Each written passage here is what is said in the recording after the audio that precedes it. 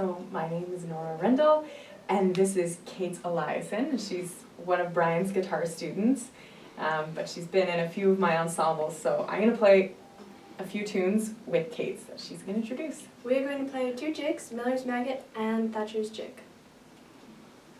In the other order. Yes. 2, 3.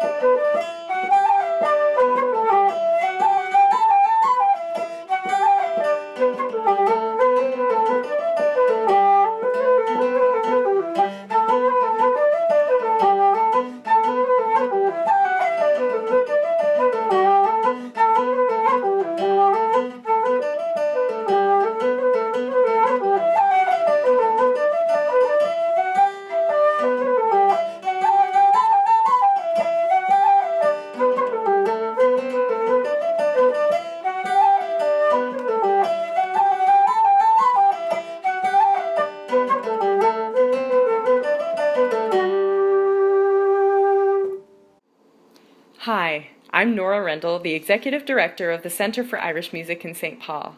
I hope you enjoyed this video.